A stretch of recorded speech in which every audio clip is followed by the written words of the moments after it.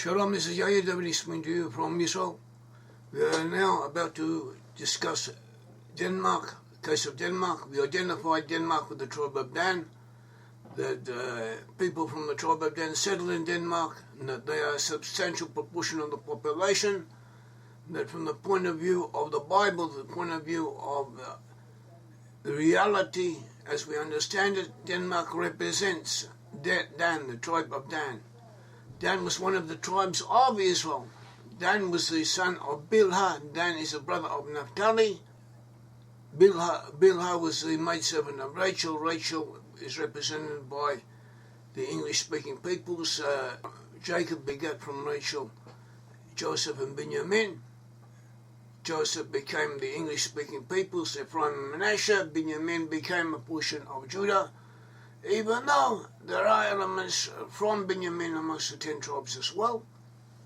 In the same way as there are elements from Judah amongst the 10 tribes, and the elements from the 10 tribes amongst Judah, there's an interlocking of the different parties, an intermixture.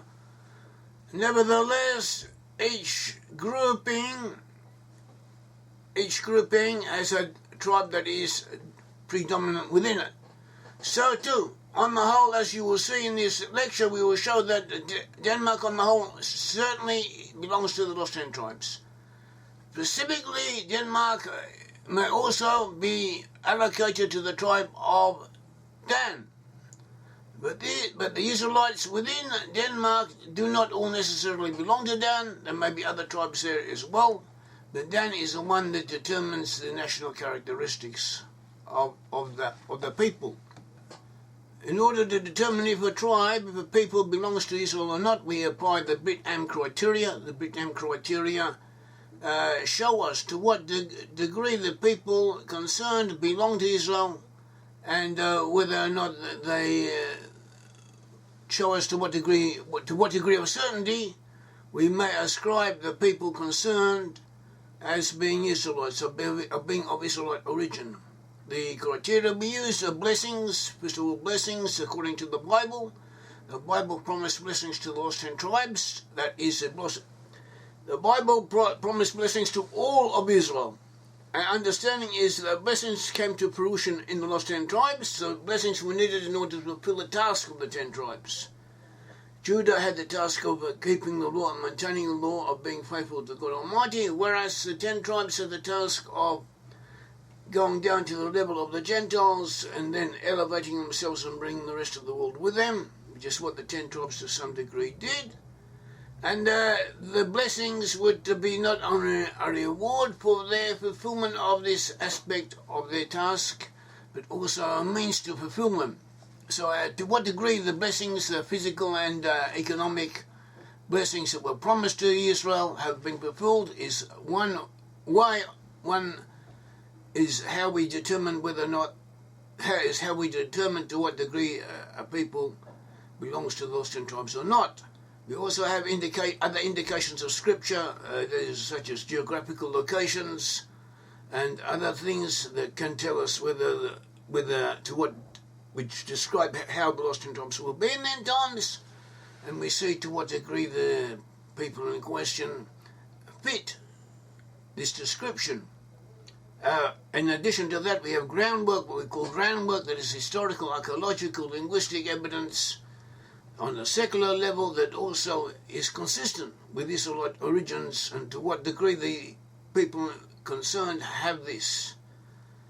Then there's affinity with the Jews. The Jews are the tribes of Judah, Benjamin, and Levi, as well as representative minority groups from all of the tribes. The Jews had the task, according to the Bible, to fulfill the law, to complete the law, and they had to have a unique characteristic of their own, a unique way of living, a unique way of conducting themselves. Not everyone can abide by this. It's not everyone's cup of tea, so to speak, but nevertheless the Jews are chosen. They've been chosen to keep the law. They've been chosen to represent God Almighty in this world to some degree.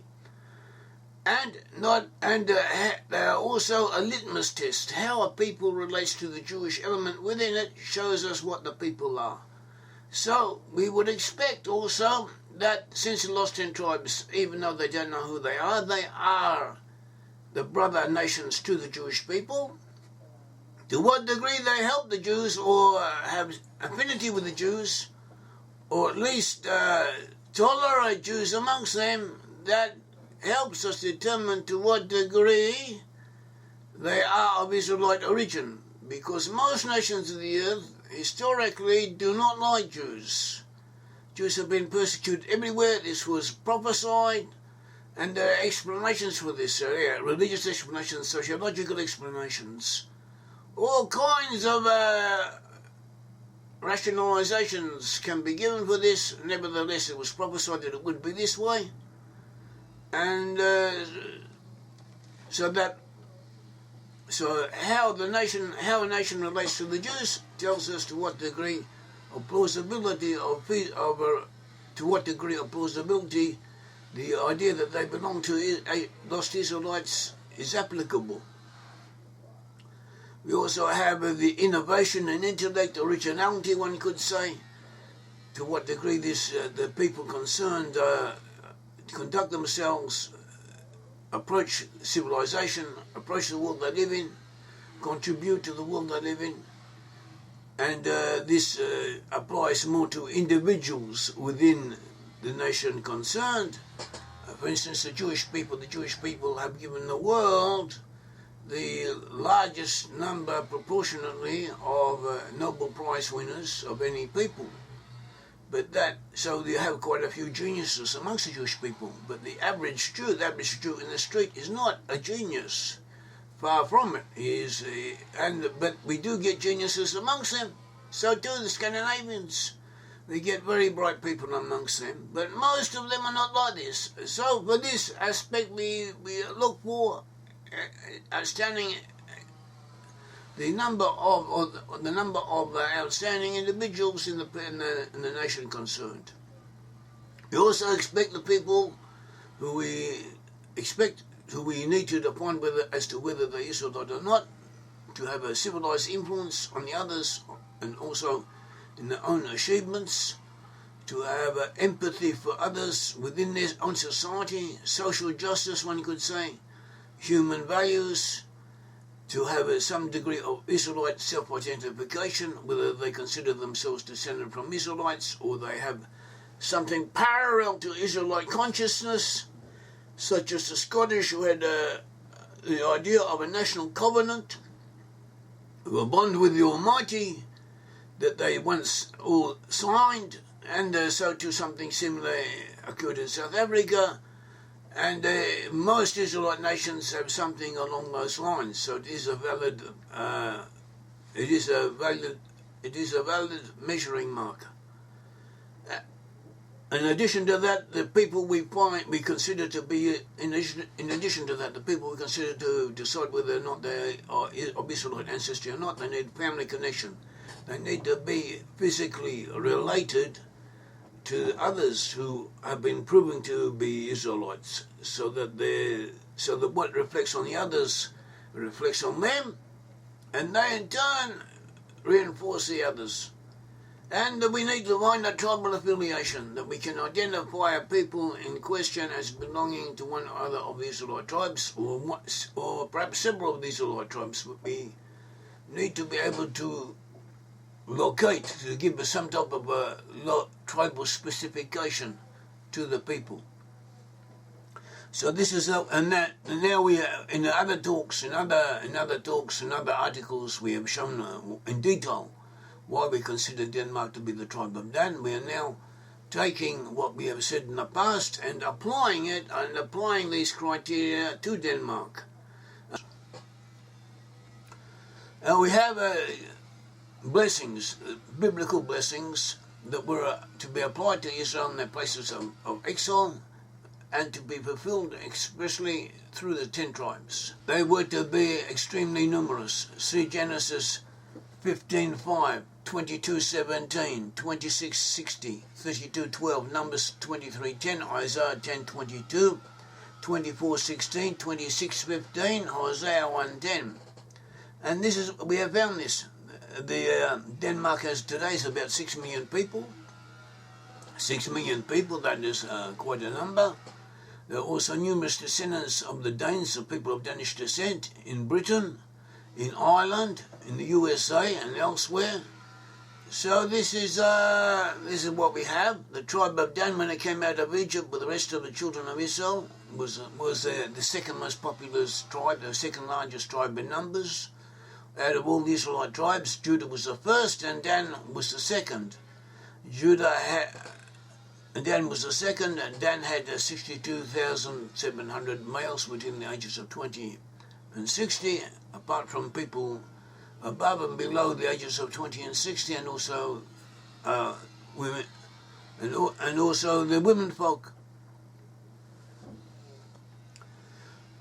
The people of Denmark, in effect, could be much higher, could have a much larger population, but they have deliberately limited the size of their families for several generations. So that is a lack of theirs, one could say. Another portion aspect of the blessing was agricultural plenty in Genesis 27:28. 49:5, Deuteronomy 33:13-16, Hosea 2:8. And Denmark, in the past, was well known for its fertile land and its dairy products and its farmers. And according to historians, the people of Denmark were amongst the most best-fed people in the world. In about 1600, they were ranked 6th compared to other nations. Plenty of arable land per head of population. Nowadays, Denmark has industrialized, it has changed its mode of living, one could say, but the same ruling applies. Denmark is now a developed mixed economy. It is a high-income economy. Denmark has the 4th highest ratio of tertiary degree holders in the world. It is the highest ranked, Denmark is ranked the highest in the world for workers' rights, and it has the highest minimum wage. Denmark exports wind turbines, pharmaceuticals, machinery and instruments, meat products, dairy products, fish, furniture and design. Denmark also exports food and energy, and it has a balance of payment surplus. So Denmark is doing okay. Denmark, compared to other countries, is relatively well off. And so that we have therefore covered agricultural plenty and natural and mineral resources. Denmark hasn't got that many mineral resources, but there are oil deposits off its coast, which could also be valuable in the course of time. Another aspect was the gates in the blessings were the gates of your enemies, that is international strategic points. This blessing primarily applies to the sons of Joseph, so we do not necessarily expect it to find it as pertinent to other tribes, but Denmark is important. Denmark, throughout its history, even though it's a small country, has always been powerful. It's been a powerful military entity. It has been a player, a moderately serious player, one could say, in European politics. And Denmark, in effect, controls the ingress and egress to the Baltic Sea and all the ports around the Baltic area, and also has a commanding position over the North Sea. So Denmark occupies a strategic position.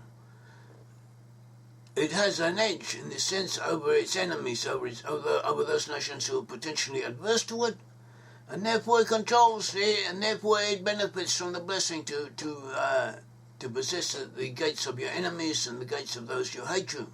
Hatred that it mentions in Genesis 22:17 and 24:60. One of the blessings was that the nations concerned should be headed by kings. See Genesis 17:6. 17:16, 35:11. Now, not all the Israelite nations have monarchical heads. The USA does not. Other nations do not. Switzerland does not. Finland does not. But most Israelite nations do. And for those nations who do not, there were specific exemptions applied to them.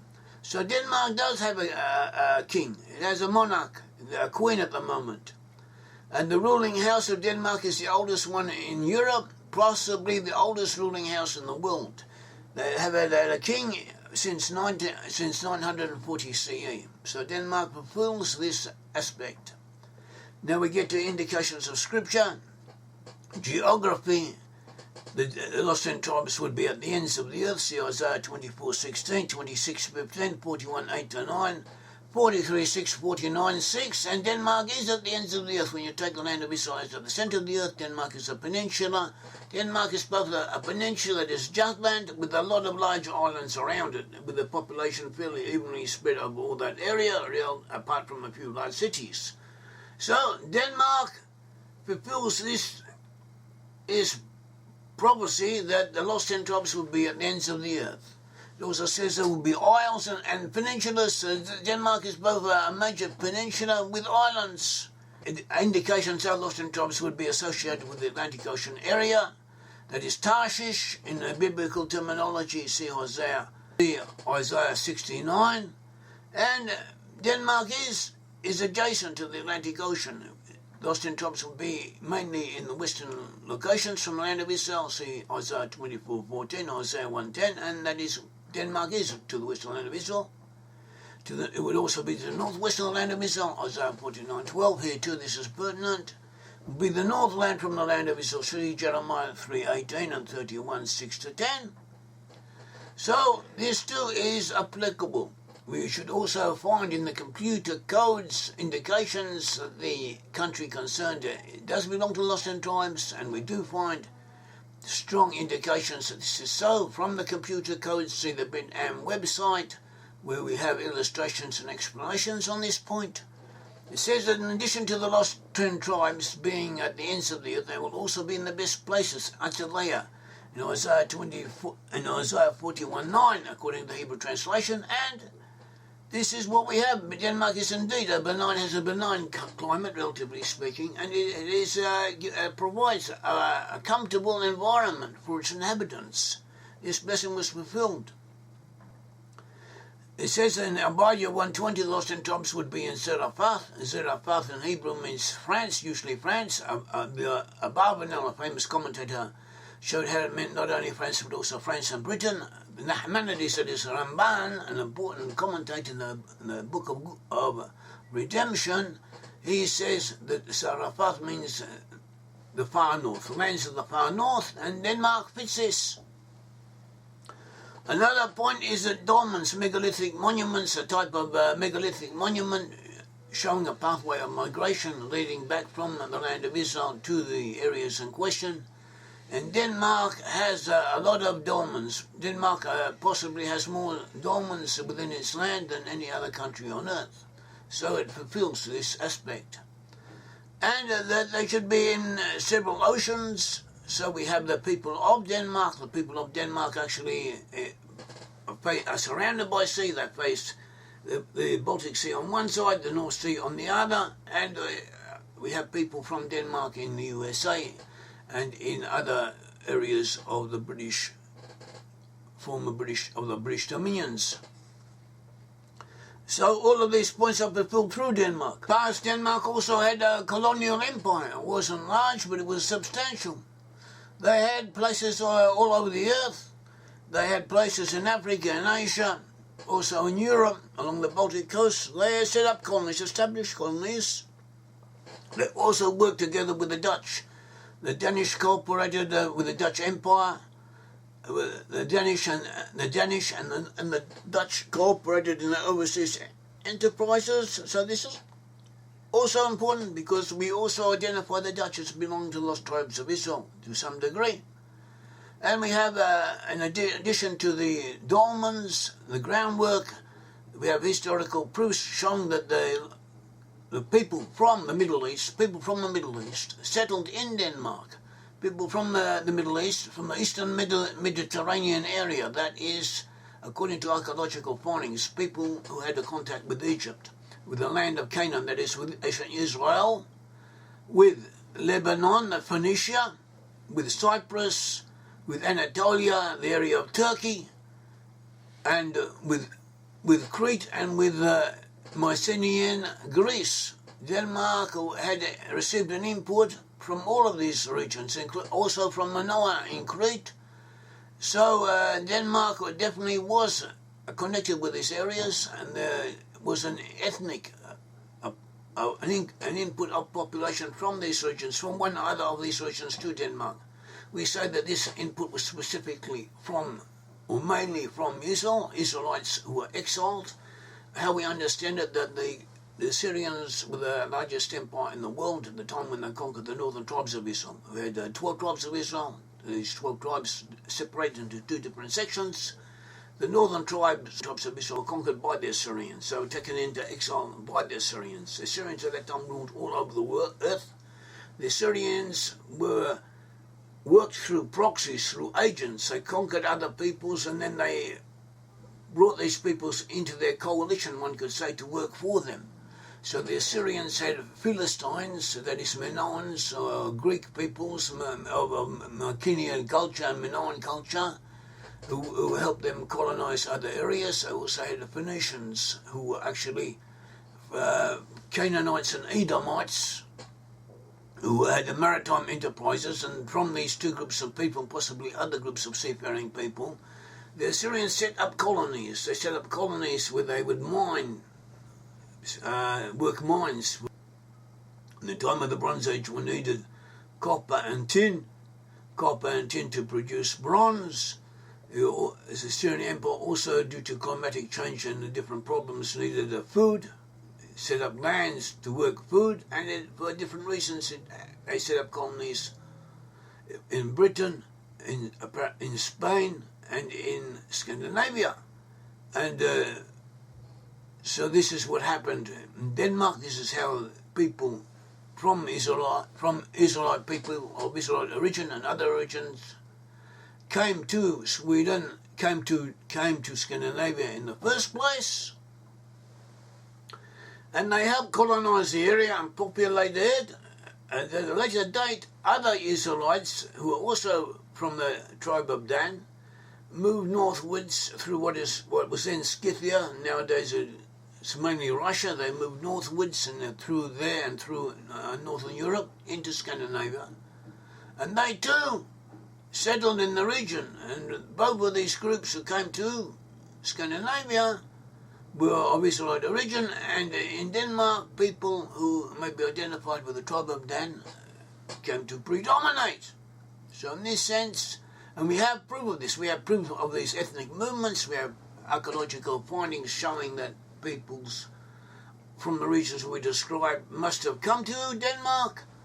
The only point, and actually archaeologists, and not only archaeologists, academics in Scandinavia on the whole agree with us on this point, but they would disagree as to the dates that we give. We would claim this happened much later than they say it did, but from the geographical provenance, where they came from and where they went to, they would agree with us. But they would identify them with other people, so they would not agree with us as saying that the peoples concerned were Israelites, because this is not accepted. This sounds too religious, too religiously involved, and the implications also there are also religious and moral implications, and they would rather not face up to this. But all events, the basic facts would be agreed to by them. Another point we have is affinity with the Jews. So Denmark has had an affinity with the Jews. The Danish helped the Jews escape from the Nazis in the Second World War. They smuggled all of their Jewish population into Sweden, and they asked Sweden to take care of the Jews for them, and Sweden did so. And they saved the whole 7,000 or more Jews that were then in Denmark. And they did it in a civilized manner, civilized manner, and they treated the Jews quite well, those Jews within Denmark. But apart from that, there were also anti-Semitic aspects to their treatment or to their attitude.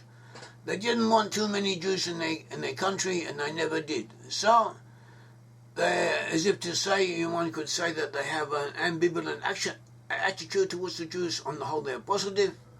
They also helped the state of Israel. Many people from Denmark came to Israel to work in kibbutzim as volunteers to help the state of Israel in its early days. More than 20,000 people from Denmark at different times came to volunteer on the kibbutzim in Israel. That's a lot of people for a small country like Denmark. Nowadays, the Palestinian cause, one could say, has received a lot of popularity throughout the world, and also the world has been misled by left-wing propaganda. So it may be that their support for Israel has cooled down somewhat, even reversed itself, but there's still a basic sympathy, one could say, and identification with Israel despite all this.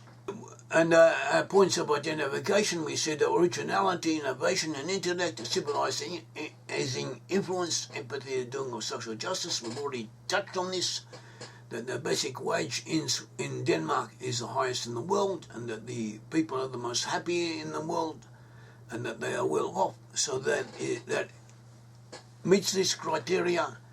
We should also point out that they have had a civilizing influence. By the example, they've shown how it's possible to bring in social welfare, public social welfare programs that work, that people support, that supply an answer, that solve problems and still remain economically solvent, still enable the country to function quite well, in fact very well, and they serve as an example for other nations in this regard. Also, they help other people, so they're very big on foreign aid and helping people in different nations in Africa and elsewhere to get by, teaching them and encouraging them and giving money to them, but also on the ground helping them out and showing them the way. So we could say that Denmark has fulfilled its role in this regard, and Denmark is not such a large country. So it does what it can, and does quite a lot when compared to other nations when its relative size and smaller population is taken into account. Israelite self-identification, the Danes have a mythical ancestor named Dan. Their very name, Dan, or Dane, indicates Israelite ancestry from the tribe of Dan. They also have legends that indicate that their ancestor was from the tribe of Dan. In some accounts, they especially relate themselves back to the Lost Tribes, and others, for instance, Saxo Grammaticus in the 1100s, he said that their ancestor was Dan, and he was a brother of Angle, that is of Anglo-Saxons, and their father was named Humble. And Humble is another form of the name Jacob. So Saxon Grammaticus was probably not aware of this. They probably did not know Hebrew. And from the Hebrew, the word name, Jacob, Yaakov, can have the connotation of humble. So this is as if to say a proof in its own right, because it's unlikely that they chose the name Humble instead of Jacob as a way of hiding it. Rather, they had an independent tradition of their own that related them to Humble, that is, to Jacob. Apart from that, they have a sense of national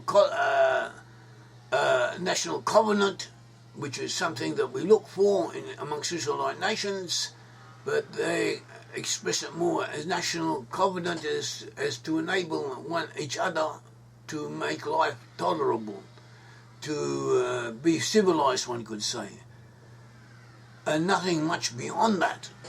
So that is what we have. But people of Danish descent overseas in the British service, such as Meinzer Hagen, who was in Palestine in the early days, in the time of the British Mandate. He was a senior officer in Palestine, and he helped the Jewish settlers in their struggles to assert themselves, and in defending them against the Arabs and against people in the British service who were inimical, who were anti-Zionist. And he helped promote their cause in the British service, where you had some of the civil servants who were anti-Jewish, whereas others were pro-Jewish and others were neutral. But there was something of a struggle, an internal struggle going on, and Meinzer Hagen was prominent in being on the Jewish side, and he was of Danish descent. Concerning Meinzer Hagen, we have affinity with the Jews, but we also have an appreciation of a covenant, one could say, of a covenant that obliges us to do the best we can. Meinzer Hagen, incidentally, did believe that the British people and the Danes were descended from Israelite tribes. He believed that. It was one of his beliefs. Tribal affiliation, that is quite simple. The Danes descend from Dan. Their very name testifies to this. It is a proof in its own right. So this fulfills all of the required criteria. The family connection is also valid because the Danes are related. The other peoples of Scandinavia, they're also related to the Dutch, and they're related to peoples who inhabit the British Isles in history. So this is what we have, and from this we can be certain that the Danes, to a significant degree, do descend from Israel, that they are of Israelite descent. Thank you. May the Lord God of Israel bless you.